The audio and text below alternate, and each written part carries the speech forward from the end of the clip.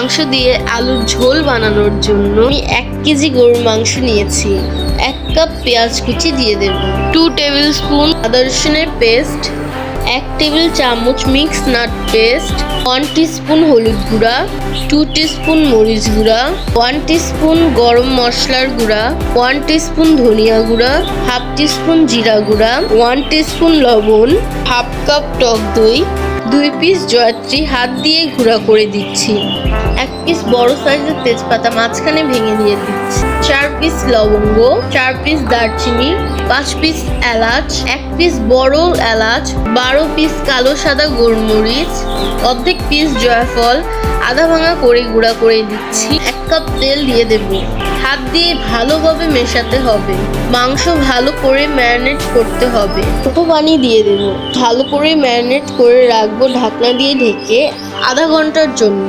আধা ঘন্টা পর চুলার ওপর দিয়ে দেব, চুলার হাই হিটে ঢাকনা দিয়ে ঢেকে রাখবো। 5 মিনিট পর ঢাকনা খুলে দেব। এখন বলক এসে পড়েছে, নেড়ে চেড়ে দেবো ভালো করে। চুলার আঁচ লো করে ঢাকনা দিয়ে ঢেকে রাখবো 20 মিনিটের জন্য। 20 মিনিট পর ঢাকনা খুলে দেব, আলুগুলো দিয়ে দেব। এখানে হাফ কেজি আলু দিচ্ছি। আলুর সাথে ভালো করে কষাতে হবে মাংসগুলো। ঢাকনা দিয়ে ঢেকে রাখবো 5 মিনিটের জন্য। 5 মিনিট পর ঢাকনা খুলে দেব এবং ভালো করে নেড়ে চেড়ে দেব। ঝোলের পরিমাণ দিয়ে দেব, এই পানিতেই আলু সিদ্ধ হয়ে যাবে। এখন ঢাকনা দিয়ে ঢেকে রাখবো 10 মিনিটের জন্য। 10 মিনিট পর ঢাকনা খুলে দেব এবং 1 চামচ জিরার গুঁড়া দিয়ে দেব। ভালো করে নেড়ে চেড়ে দেব এবং কিছুক্ষণের জন্য চুলার ওপর রেখে দেব।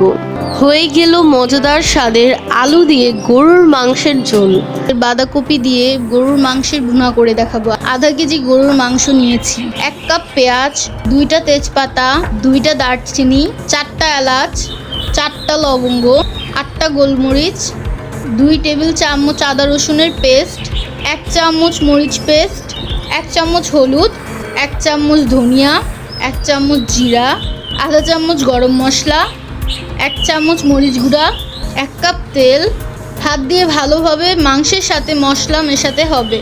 4 ঘন্টার জন্য ম্যারিনেট করে রাখবো। 4 ঘন্টা পর চুলার ফুল আঁচে মাংস দিয়ে দেব। মাংসের বলক আসার অপেক্ষা করতে হবে। মাংসের বলক এসে পড়লে 1 চামচ লবণ দিয়ে দেব। মাংস ভালো করে নেড়ে চেড়ে দেব। মাংস থেকে যে পানি বের হবে সে পানি দিয়েই মাংস সিদ্ধ হয়ে যাবে। চুলার মিডিয়াম আঁচে মাংস ভালোভাবে সিদ্ধ হওয়ার জন্য রেখে দেব। ঢাকনা দিয়ে ঢেকে আধা ঘন্টার জন্য রেখে দেব। আধা ঘন্টার মধ্যে 1-2 বার মাংস ঢাকনা খুলে নেড়ে চেড়ে দিতে হবে। আধা ঘন্টা পর ঢাকনা খুলে দেব।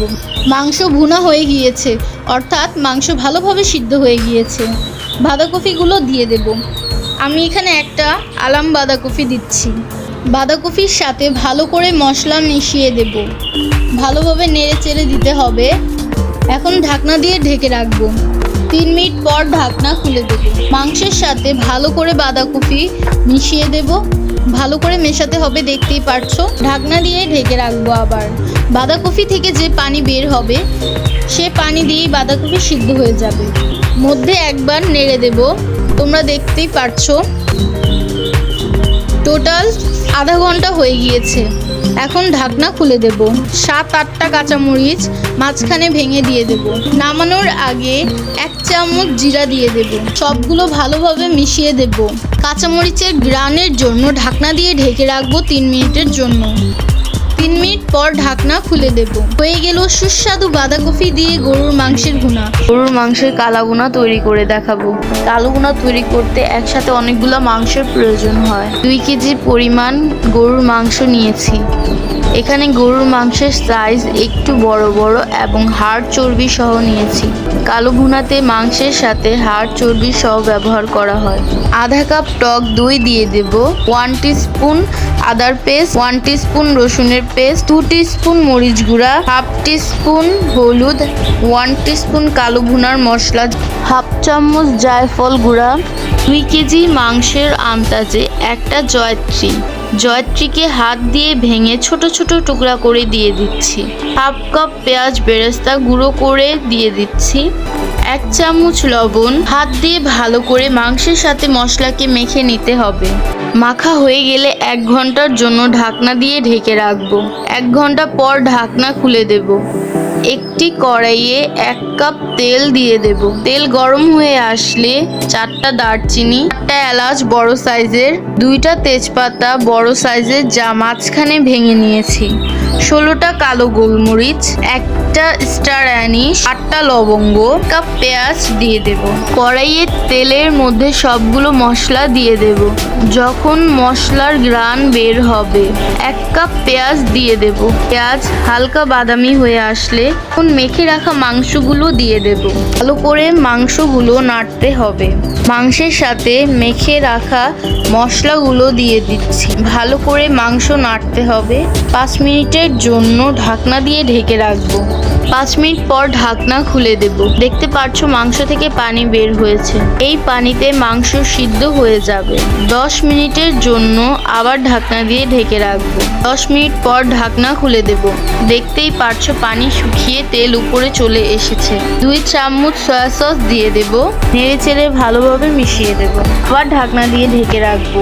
অপর পাশে একটি প্যানে 1 কাপ সরিষার তেল দিয়ে দিচ্ছি। বাগারটা অবশ্যই সরিষার তেল দিয়ে করতে হবে। তেল অল্প গরম হলে আধা কাপ পেঁয়াজ দিয়ে দেব।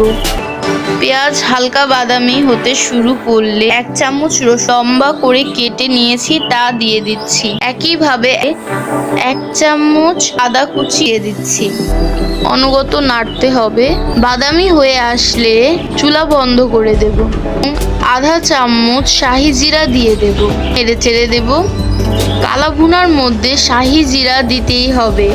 ঢাকনা খুলে মাংসের মধ্যে বাগার দিয়ে দেব।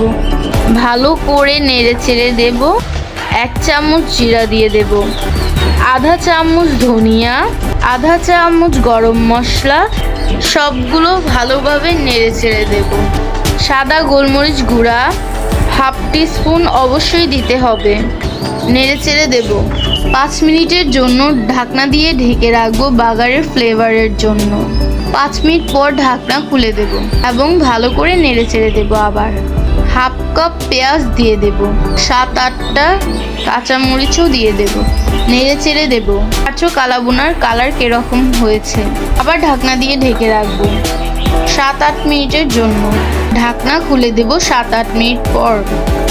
কালাভুনার মাংসের কালারটা কত সুন্দর হয়েছে। বারবিকিউ স্টাইলে মাংস ভাজা করে দেখাবো। 1/2 কেজি গরুর মাংস নিয়েছি।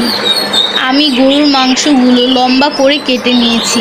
1/4 কাপ টক দই দিয়ে দিচ্ছি। 1 টিস্পুন গরম মশলা, টিস্পুন ধনিয়া গুঁড়া, 1 টিস্পুন জিরা, 1 টিস্পুন গোলমরিচ গুঁড়া, 2 টিস্পুন মরিচ গুঁড়া, 1/2 টিস্পুন লবণ, 1 টেবিল চামচ আদা রসুনের পেস্ট, 1/2 টেবিল চামচ মিক্স নাট পেস্ট, 1/2 টেবিল চামচ কাঁচামরিচের পেস্ট, 1/2 টেবিল চামচ টমেটোর পেস্ট, 1/2 টিস্পুন জয়ত্রী গুঁড়া। হাত দিয়ে ভালো করে ম্যারিনেট করতে হবে। মাংসগুলোর মধ্যে কচলে কচলে মশলা মেশাতে হবে। আধা ঘন্টা সময় নিয়েছি মাংসের মশলা মেশাতে। প্রথমে রুম টেম্পারেচারে 5 ঘন্টার জন্য রেখে দেব। রুম টেম্পারেচারে 5 ঘন্টা রাখার পর এখন ফ্রিজে রাখবো 12 ঘন্টার জন্য। ফ্রিজ থেকে বের করে নিয়েছি। এখন ঢাকনা খুলে দেব। একটি ফ্রাই প্যানে 2 কাপ তেল দিয়ে দেব। তেল হালকা গরম হয়ে গেলে মাংসের পিসগুলো একটি একটি করে দিয়ে দেব। মাংস হালকা কুক হয়ে আসলে পিসগুলো ছোট হয়ে আসে, তখন মাংসের পিসগুলো উল্টিয়ে দেব। এক পাশ ভাজা হয়ে গিয়েছে, এখন উল্টিয়ে দেব।